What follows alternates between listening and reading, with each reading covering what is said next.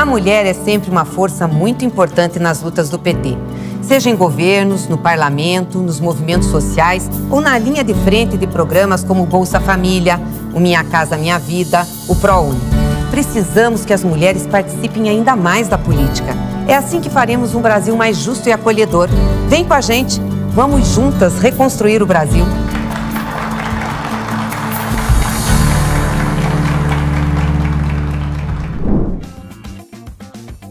Políticas públicas para as mulheres é o tema da aula de hoje e, para isso, recebemos Carina de Paula, a Cacau, mestre em Antropologia Social.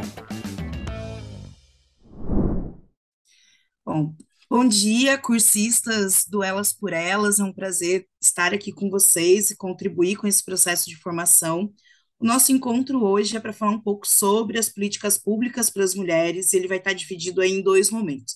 Uma primeira parte, onde a gente vai estar discutindo e pensando como nasce uma política pública, que é essa tal da política pública que a gente tanto fala. Bom, mas primeiro, deixa eu me apresentar para vocês, eu sou Carina de Paula, ou como as pessoas me conhecem, como Cacau. Sou filiada ao Partido dos Trabalhadores desde os meus 17 anos de idade, mas ao longo da minha trajetória, para além da militância partidária na área de políticas públicas, eu também fui para dentro das pesquisas, para pensar como essas políticas públicas funcionam, pensar como isso chega para a população e, mais do que isso, pensar como elas são desenvolvidas. Então, nesse processo, nessa trajetória, eu fiz um mestrado em Antropologia Social, pesquisando políticas públicas para as mulheres, e eu sou bacharel também em Segurança Pública, que é um curso novo que é vinculado hoje ao Instituto de Estudos Comparados em Administração de Conflitos, que é o INEAC, vinculado à Universidade Federal Fluminense. Ao longo aí dessa minha trajetória, militante pesquisadora, eu também atuei como extensionista de um programa chamado Mulherio, aqui da UF, vinculado à psicologia, mas voltado para pensar o cuidado entre mulheres e de mulheres para as mulheres, e também se debruçar sobre essas questões das políticas públicas, e para além disso, recentemente, aí, durante o ano mais caótico da pandemia, o ano do isolamento social, eu estive coordenadora de políticas públicas para as mulheres na Prefeitura Municipal de Niterói. Então, o que eu vou estar passando para vocês é um pouco de um compilado de todos esses processos, para que a gente possa aí pensar no início, como nasce uma política pública, como é que ela é concebida. Então, a primeira coisa que a gente tem que ter em mente é que as políticas públicas, elas nascem das clássicas sobre o papel do Estado ao longo dos séculos, ou seja, elas surgem a partir da definição daquilo que o Estado deve fazer. Então, ao longo do século XVI e XVIII, a gente vê surgir aí o que a gente chama de Estado moderno. Esse Estado, ele vai ter como objetivo a proteção das pessoas para a sobrevivência em meio a um estado de natureza, ou seja, é aquela velha discussão hobbesiana da forma com que o Estado deveria prevenir a vida, e o Estado não surge aí para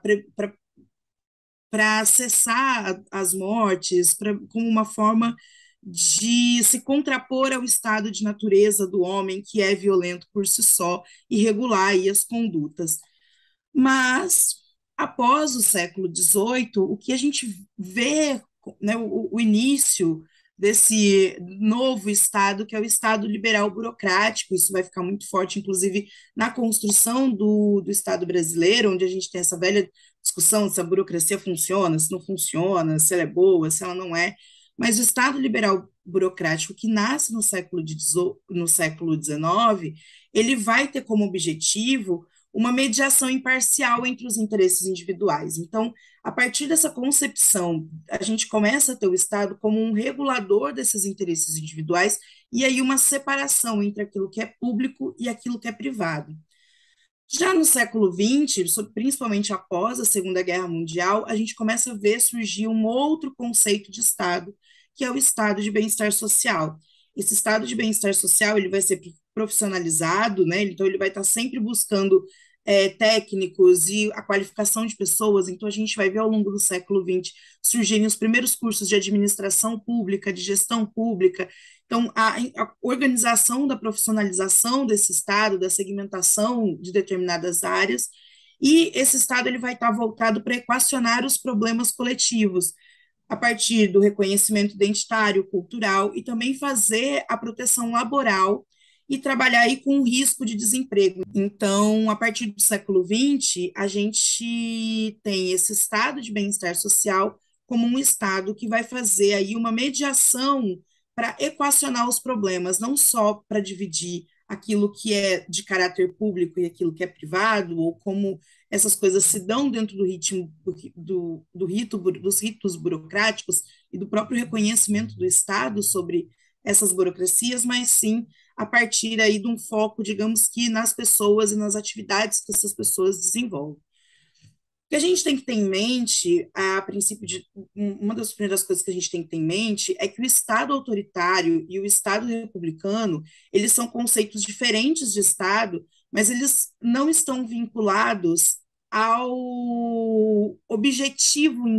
si do Estado, ou objetivo daquele período histórico, mas sim sobre as formas de governar e de gerenciar o Estado e as suas políticas dentro desses pensamentos, dessas disputas clássicas que a literatura e da ciência política, inclusive, vai trazer para a gente como marcadores históricos dessa forma de se pensar, desses objetivos do Estado. Então, o que a gente tem que ter em mente é que um Estado autoritário, ou escolher ter um Estado autoritário, ou escolher ter um Estado republicano, ele tem muito mais relação com as forças que vão governar esse Estado, né? Então, as forças políticas, e aí a gente está vendo o momento em que a gente vive no país e o momento que a gente viveu, né, ao longo dos governos do PT, mas são projetos completamente diferentes, onde a gente tem um Estado autoritário, um Estado do sigilo, um Estado muito mais militaresco, né, hoje em dia, com esse atual desgoverno. E, por um outro lado, a gente tem uma forma de se pensar um Estado republicano, um Estado onde as políticas públicas elas chegam e elas são discutidas e elas são debatidas, e elas são construídas a partir da população, né? Elas são muito mais construídas de baixo para cima do que de cima para baixo, como num Estado autoritário. Então, o que, que são as políticas públicas dentro desse contexto? Então, as políticas públicas elas vão surgir como uma solução para os problemas coletivos e elas vão ser uma construção que só vão surgir a partir do século XX. Elas vão se contrapor à concepção de que o Estado vai servir apenas para proteger o território, ou seja, aquele Estado soberano, aquele Estado que deveria ali juntar os seus exércitos para defender aquele pedaço de terra, mas ele vai pensar aí na população, nas pessoas. E uma outra coisa que é importante a gente sempre ter em mente é que na literatura do campo de políticas públicas não existe um único conceito que vai definir essas políticas públicas, o que é, o que não é, cada autor vai trazer de um jeito, mas a gente pode aí fazer uma brincadeira, um quebra-cabeça com essas definições e trazer uma definição instrumental para que a gente possa aqui, né, discutir e aprofundar a aula. Então, quando a gente pensar em política pública ao longo dessa nossa linha de raciocínio, da construção desse nosso curso, a gente vai pensar políticas públicas como um conjunto de medidas que resultam da interação entre diferentes atores. Esses atores, eles vão estar dentro do poder executivo, dentro do parlamento, eles vão estar dentro dos movimentos sociais, dos sindicatos, das organizações. Então, eles vão estar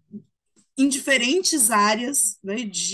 seja de conhecimento ou áreas de atuação, e que eles vão, através de diferentes instrumentos, seja através de lei, incentivo, programas, projetos, atender essa demanda coletiva com o objetivo de mitigar uma problemática social, econômica ou ambiental, ou ainda promover um valor público desejado.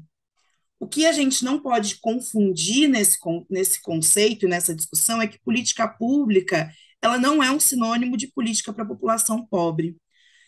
ou uma ação pública que só é voltado para resolver os problemas que o mercado não consegue lidar. Muito pelo contrário, uma política pública, ela vai aí ordenar e construir tudo aquilo que a gente compreende como ação do Estado, como ação do poder público, inclusive, né, nas três esferas, no poder executivo, legislativo e judiciário, que muitas vezes a gente fica preso ali, né, no imaginário do executivo. Então, vale lembrar que cada estado é o resultado da compilação dos juízos e dos valores morais da sua sociedade, do seu tempo histórico, e esses valores eles vão ser expressos a partir da sua Constituição. Então, hoje, por exemplo, nós vemos casos de países, se não me engano, foi o Chile,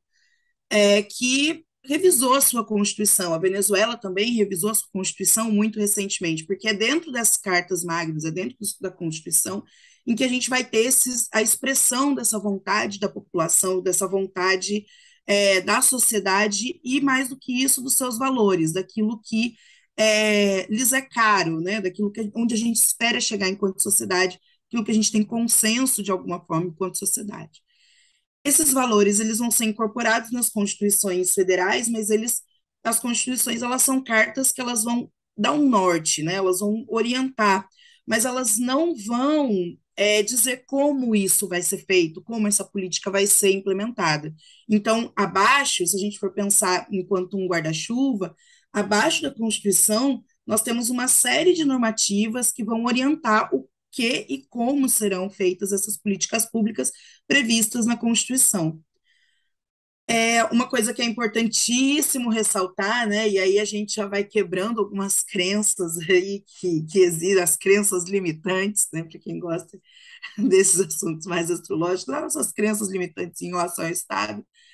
que o Brasil não é os Estados Unidos, não é a Venezuela, em nenhum momento o Brasil vai virar os Estados Unidos, ou vai virar a Venezuela, ou vai virar Londres. Acho que isso é uma grande mentira que colocam na nossa cabeça, né, e nos nossos discursos. Por que a gente não vira os Estados Unidos, não vai virar a Venezuela, não vai virar outro país? Porque nós possuímos os nossos princípios. E esses princípios, enquanto sociedade, eles são moldados pela nossa história, né? Não, e ao partir do momento que eles são moldados pela nossa história, que ele está dentro das nossas leis, da nossa Constituição, e vai aí tecendo isso que a gente chama de sociedade, de vida em sociedade e de vida pública, a gente também tem aí o entrecruzo da nossa própria compreensão do que são as políticas públicas voltadas para a Declaração dos Direitos Humanos. Acho que uma coisa interessante para a gente pensar é a própria discussão e a diferenciação entre indivíduo e pessoa, que alguns autores das ciências sociais, sobretudo da sociologia e da antropologia, vão nos chamar a atenção que no Brasil indivíduo e pessoa são categorias diferentes, né? Se a gente for pegar a nossa tradução ainda da Declaração dos Direitos Humanos, for lá no site do Itamaraty, a gente vai ver, no nosso caso, para as mulheres, essa sensibilidade ela ainda é um pouco maior, porque a gente não está falando de direitos humanos, mas direito do homem. Então, isso vai trazer alguns símbolos e alguns significados que têm relação intrínseca com os valores da nossa sociedade. Às vezes a gente acha que é só uma palavrinha, mas essa palavrinha ela vai abrir um leque de discussões para a gente, que vai aí, inclusive, orientar o nosso imaginário, mas a gente vai falar um pouco disso mais para frente. Então, a primeira coisa que a gente precisa entender nesse jogo de palavras é que problema público é diferente de demanda coletiva. Então, a demanda coletiva, ela vai partir muito mais de uma série de grupos, coletivos, organizações que vão gerar demandas, mas o problema público, ele é conceituado, né? Ele é conceituável e, a princípio, ele vai ser conceituado pela Universidade de Chicago, pelos que vão estudar os estudos de linguagem, os processos de comunicação, interacionismo simbólico, as diferentes noções entre público e privado, ecologia humana, enfim, assim, eles vão estudar uma série de coisas, entre elas as arenas públicas, que é onde surgem esses problemas públicos, e aí aqui eu trago para vocês um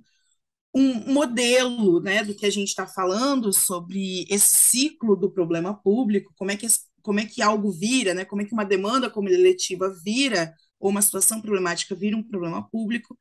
a partir dessa concepção. Claro que isso, da Universidade de Chicago, claro que isso é um modelo conceitual para que a gente consiga entender esse ciclo. Às vezes, um problema público ele vira um problema público sem passar por todas essas etapas, e às vezes essas etapas elas não acontecem tão sequencialmente, elas vão acontecer aí é, às vezes ao mesmo tempo. Então, a gente também precisa ficar atento a isso, mas eu trago aqui mais para a gente conseguir ilustrar e entender esse ciclo e entender que um problema público ele é uma demanda coletiva, uma situação problemática que vai passar por afetações, que vai ingressar nas arenas públicas do debate público, né, do debate daquilo que é de todo mundo, que a gente também tem que pensar que público vai ter diferentes significados na nossa linguagem, né? O público ele pode ser de responsabilidade do Estado, mas o público também pode ser algo utilizado para dizer que é algo de todo mundo, que algo de uso coletivo, né? De origem coletiva. Então, só para vocês verem essa brincadeira de jogo de palavras, eu vou dando essas pinceladas, mas no final vocês vão entender o porquê, prometo. Enfim, esse problema público ele vai surgir dentro desse ciclo, ele vai passar por uma problematização, uma publicização, e dentro dessa arena ele vai se destacar mais ou menos, ele vai ter maior ou menor convergências ou divergências entre esses diferentes grupos que estão ali fazendo a sua publicização, a sua problematização, mas após a publicização, a gente vê e de fato surgir um problema público. E aí eu vou dar um exemplo muito que ficou muito evidente no primeiro debate para presidenciáveis agora essa semana,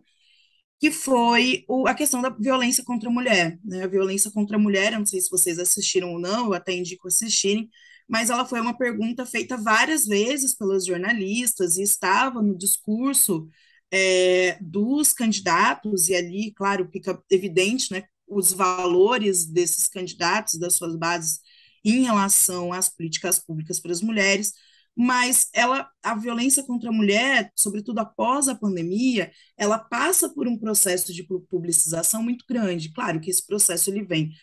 no Brasil desde a década de 60, quando a gente tem aí o Estatuto da Mulher Casada, e você começa a ter um primeiro delineamento das políticas públicas para as mulheres no arcabouço legal, e inclusive essa separação, né, da vida da mulher com a vida do marido, né, do marido, do homem, no caso, né, porque tinha o marido, tinha o pai, e a mulher não podia isso, não podia aquilo, só podia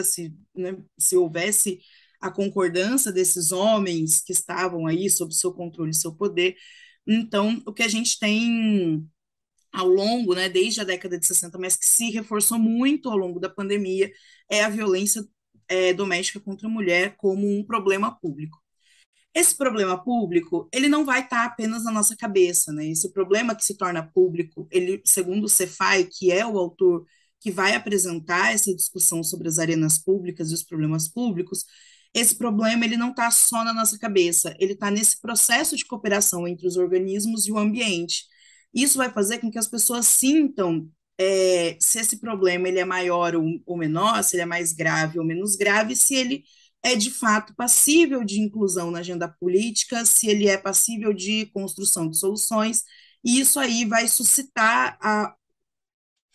esse caldeirão que vai culminar na definição do que é um problema público. Do outro lado, nós temos aí uma literatura mais clássica das ciências que vão estudar administração pública, gestão pública, mas sobretudo as políticas públicas, né? Que é o ciclo das políticas públicas. Então, esse policy cycle, que é os estudos desses ciclos das políticas públicas, ele também, cada autor vai trazer de um jeito, tem autores que vão incluir o monitoramento e avaliação como etapa, tem autores que não vão, então o que eu trouxe aqui para vocês foi mais um modelo ilustrativo mesmo de, digamos que um certo consenso dessa literatura toda, de um ciclo completo de uma política pública. Então, a política pública, ela nasce com o problema público, a partir desse reconhecimento, ela vai ser incluída na agenda política, isso vai trazer, né, uma série de possibilidades, de soluções e alternativas de intervenção, que são os projetos, que são os programas, né, que é aquela coisa do como é que a gente resolve esse problema, o quanto que a gente tem de dinheiro, enfim, uma série de coisas que vão ser definidas nessa etapa de solução. Por um outro lado, a gente tem a decisão dos gestores, e aí quem decide na gestão pública, não só na gestão pública, mas na gestão privada também, são os tomadores de decisão. O que muda são os nomes dessas pessoas, né? Se a gente tem nas empresas privadas os CEOs, hoje em dia que está mais na moda, né? Mas antes, né, os CEOs, os empresários, conselho gestor, enfim, dentro da administração pública, quem vai tomar a decisão são os prefeitos, são os presidentes, são os juízes, são as pessoas que estão ali nos cargos de alta gestão. A partir do momento que você tem uma decisão dessa implementação, dessa política pública, dessa solução como política pública, começa-se aí um planejamento da execução. Após o planejamento da execução, né, quanto tem de recurso, de onde o dinheiro sai, está na LOA, não está na LDO, foi previsto, não foi, é projeto, é programa, tem tempo, qual é o público-alvo, enfim, todo esse planejamento, a gente tem um processo de implementação da política pública. Essa política pública, ela vai sofrendo aí monitoramentos, né, ela, ou deveria, como eu disse, esse é um modelo teórico ideal, né, mas a gente também sabe que assim como não nas arenas de políticas públicas os processos eles acabam se sobrepondo, acontecem ou não acontecem, não são etapas obrigatórias. Dentro das políticas públicas a gente também tem esse mesmo processo. Então, a implementação da política pública, o monitoramento que vai te gerar uma avaliação. Existem aí avaliações que são avaliações de antes do projeto, que são os diagnósticos, depois da implementação, durante a implementação, e a avaliação ela vai ser aqui, ela está sendo suscitada aqui como uma última etapa, porque é ela quem vai realimentar ou a arena pública e vai mostrar que ou uma nova situação problemática, ou situações que não foram tratadas com a política que foi implementada, ou ela vai automaticamente ser abraçada como uma política, um problema público e vai aí reingressar no ciclo das políticas públicas. Então, esse é o modelo conceitual que eu trabalhei na minha dissertação, onde eu pesquisei, né, os processos de implementação de políticas públicas para as mulheres, então como que a política pública ela se concretiza na vida real. Depois eu posso mandar para quem se interessar, mas também está público, já está disponível na internet, o nomezinho está aqui em cima do PowerPoint. Mas a proposta aqui é a gente pensar como é que tanto as políticas públicas quanto as arenas públicas, elas vão aí culminar no problema público, que não é uma demanda coletiva, mas sim um problema, uma situação problemática reconhecida por uma grande maioria de pessoas e de instituições, inclusive as públicas e as não públicas. Bom, então, se as políticas públicas elas são uma comunhão entre as demandas da sociedade e os objetivos do Estado para solucionar problemas públicos, a gente vai ter aí uma divisão entre políticas de Estado, que são as políticas de alto grau de institucionalização, de longo prazo, elas vão estar expressas em leis, tratados, acordos internacionais, e elas vão ditar os ritos burocráticos legais da administração pública. Então, um exemplo, para eu ter financiamento de qualquer atividade que eu vou desenvolver, qualquer projeto que eu vou desenvolver, eu preciso não só ter o projeto, mas eu também preciso que ele esteja alinhado com uma série de legislações que são orçamentárias. Eu não tiro dinheiro do nada, eu não tiro, né? A gente, inclusive, dentro da administração pública, diferente do direito privado, o direito público ele vai limitar a conduta do agente àquilo que está expresso pelos regulamentos. Então, pelas normativas. Então, um agente público, ele não pode sair fazendo qualquer coisa da cabeça dele. Aquilo que ele faz tem que estar respaldado pelo conjunto, pelo arcabouço de regras, normas, procedimentos do Estado. Então, uma das coisas que as políticas de Estado vão justamente garantir são esses ritos, e isso é importante a gente pensar, porque, por um outro lado, a gente também tem aí, figurando nesse contexto, as políticas de governo, que são políticas de baixo grau de institucionalização, elas vão ter bastante impacto nas trocas de gestores ou nas trocas de gestões, ou elas pode ser que elas sejam temporárias, que elas não durem, ou que elas perdurem ao longo do tempo, no sentido do conceito filosófico, mas que elas mudem no processo de implementação. Então, pode ser que uma política comece sendo pensada para atender um determinado público, com um determinado recurso, e no meio do caminho muda-se um gestor, e o gestor tem isso como bandeira, tem uma base de apoio maior, tem aí uma interferência política maior, e essa política mantém-se o nome, mantém-se um objetivo, mas ela pode crescer ou diminuir. Isso acontece muito com os órgãos e com as políticas para as mulheres, né? Então, o que a gente vê nas cidades é que, à medida que troca essas coordenações, as coordenadoras de políticas para as mulheres, a gente tem aí toda a reformulação desses espaços, a reformulação dos projetos, e aí projetos que são consolidados muitas vezes na cidade, como centros especializados de atendimento, e que vão ter mais ou menos equipe, mais ou menos recurso, de acordo com esses gestores que assumem esses espaços, sejam o espaço de coordenação direta desses centros especializados, ou sejam os espaços de secretaria, onde eles estão vinculados, ou do próprio prefeito, enfim. A gente tem visto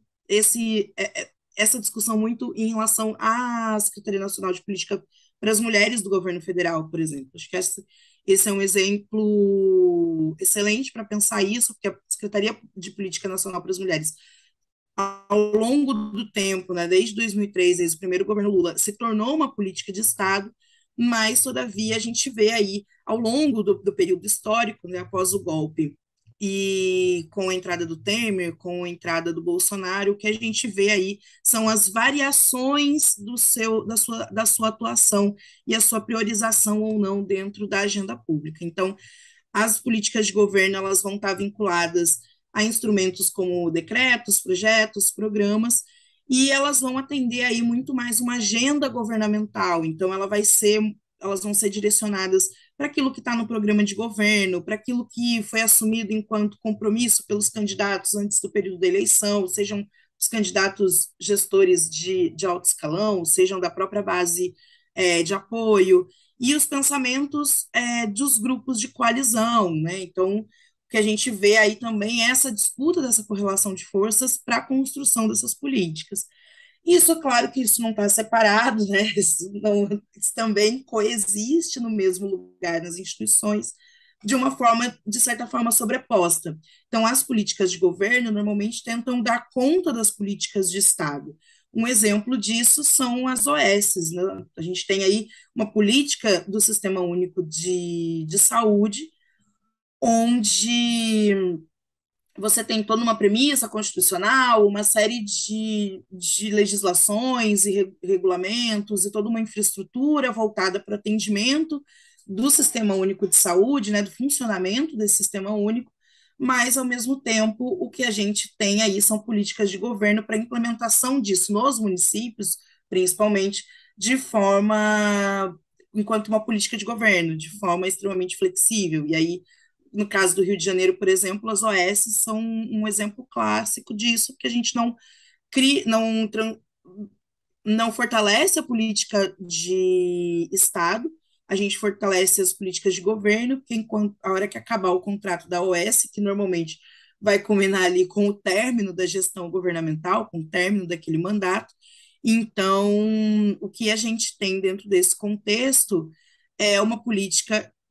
de Estado sendo gerenciada enquanto uma política de governo. Bom, e uma outra coisa que a gente tem que ter em mente é que tanto as políticas de Estado quanto as políticas de governo, elas vão ser feitas, construídas, aplicadas, implementadas por pessoas, né? Sejam os gestores de alto escalão, sejam os agentes públicos que estão ali na ponta, no dia a dia com o cidadão, ela é feita aí por uma cadeia de agentes públicos, inclusive a pessoa que está lá limpando o banheiro e garantindo que o espaço esteja utilizável para a gente, que é servidor público, ou para a população que utiliza esse serviço. Então, quando a gente pensa em pessoas, dentro da nossa discussão sobre políticas públicas para as mulheres, a gente precisa pensar aí sobre as sensibilidades jurídicas, que é um conceito que Geertz traz e que vai aí nos dar alguns horizontes sobre como a gente pode pensar a construção dessas políticas públicas. Então, políticas públicas voltadas para as pessoas, pensando principalmente na relativização daquelas palavrinhas que eu iniciei lá falando, né, do público, do privado, a própria questão de gênero, né, qual é a noção, o sentimento, a sensibilidade que as pessoas têm em relação ao gênero. Quais são as diferenças que a gente vê que existe entre o conceito do que é público e do que é privado, do que é particular, do que é patrimonial, fora a própria questão daquilo que é legal e ilegal, né? E aí eu acho que um exemplo clássico do legal e do ilegal, no caso dos direitos das mulheres, é o direito ao aborto, né? O direito à interrupção da gravidez em casos de violência, onde a gente vê as moralidades dos profissionais, das pessoas, colocada acima da legislação, acima daquilo que rege aquilo que foi colocado no nosso ordenamento jurídico. Então, essas sensibilidades jurídicas, elas vão perpassar por uma série de profissionais, e esses profissionais aí que vão estar atuando diretamente na implementação dessas políticas públicas, que vão estar garantindo essas políticas públicas, e aí a gente vai, no próximo momento, discutir o porquê que nós precisamos falar de violência, mas partindo aí dessa questão da sensibilidade jurídica e dos profissionais. Então, a gente se vê. Que futuro nós queremos para nós, mulheres, para os nossos filhos, para as nossas comunidades, para o nosso país?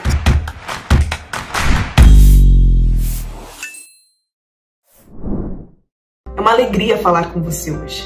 Se você ainda não me conhece, meu nome é Tainara Faria, tenho 25 anos, estou vereadora pelo PT no município de Araraquara, interior de São Paulo, sou advogada pelo ProUni, também pós-graduada em Direito Constitucional e atualmente atuo como líder da bancada do Partido dos Trabalhadores. Agora, se você já me conhece, é uma alegria poder conversar com você novamente. Hoje, eu vim falar para você um pouquinho sobre a minha trajetória dentro da política, a importância das redes sociais e também um pouco das dificuldades que encontrei na campanha. Esses momentos de compartilhamento são importantes para a nossa trajetória, então valorizem. Todos os vídeos que vocês vierem a assistir poderão agregar e muito uma campanha política de sucesso. Uma campanha política de sucesso não é exatamente a vitória garantindo uma cadeira, mas sim a disputa boa de ideias, a disputa de ideais e a exposição do projeto político que o PT tem para o Brasil. Dessa forma, é importante que eu diga para vocês que a minha trajetória na política se iniciou por meio da minha mãe, uma mulher muito trabalhadora que sempre teve 2 empregos. Dessa forma, também sempre trabalhava em campanhas políticas como cabo eleitoral. Não podendo deixar a mim e aos meus irmãos com outras pessoas, nos levava junto, sobretudo nos comícios. Em 2008, aqui em Araraquara, eu vi a primeira mulher candidata a prefeita. Foi aí que eu pude ver então que as mulheres também podem ingressar à política. E essa mulher era candidata pelo PT.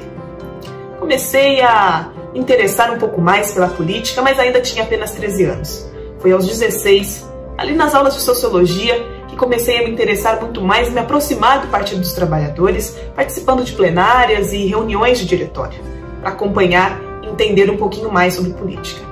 É importante que eu coloque para você também que eu nunca fiz parte de movimentos estudantis ou sindicais. Eu sou apenas uma mulher que acompanhei a minha mãe na sua luta e trajetória e me interessei pela política e, de maneira muito ousada, em 2014, 2015, decidi que não entregaria mais o papel dos outros nem balançaria a bandeira dos outros. Seria eu a candidata a defender aquelas pessoas que mais precisavam na periferia e que às vezes não tinham voz.